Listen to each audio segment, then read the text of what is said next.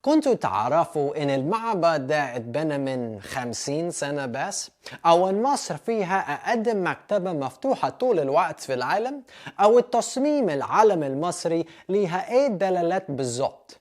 النهاردة هحكي لكم 5 حقائق مذهلة كمان عن الدنيا مصر. يلا بينا.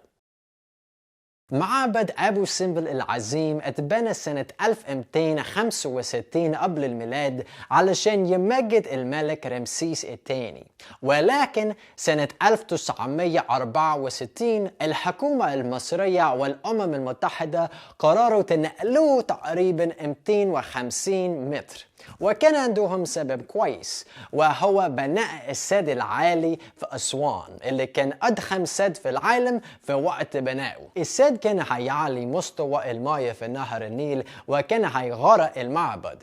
ففريق كبير من علماء الآثار والمهندسين حركوا كل الأحجار لعرض أعلى.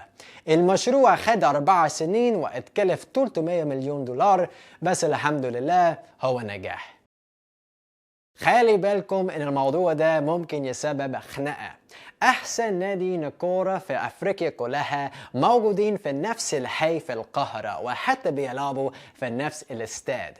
الحي ده اسمه الزمالك، وهو واحد من ارقى احياء المدينة، والناديين هما الاهلي والزمالك. من زمان وهم حصدوا اكبر عدد نقط في بطولة افريقيا، وهي البطولة الرسمية لاحسن نادي في قارة افريقيا. السنة اللي فاتت الاهلي كسب البطولة والزمالك خد المركز الثاني، واكيد ممكن تتخيلوا ان الناديين بينهم منافسة جامدة. مولد النبي، وهو يوم بيحتفل فيه ان المسلمين في مصر بذكر ميلاد الرسول محمد. المصريين في اليوم ده بيحتفلوا بأنهم ممكن يروحوا الملاهي مع أولادهم، وكمان بيقروا قرآن، وأكيد بياكلوا حلويات كتير.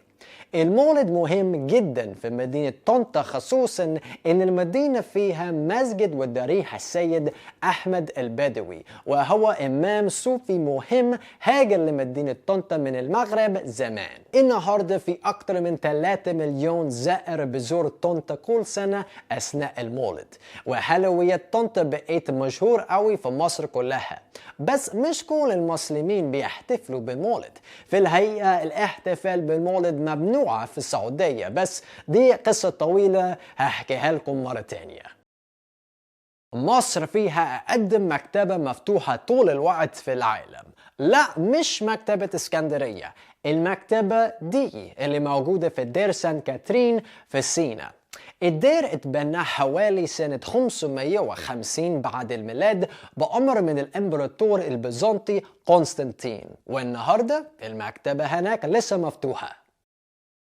في ألوان كتير متشابهة مع بين علام الدول العربية، لكن العلم المصري ليها دلالات معينة.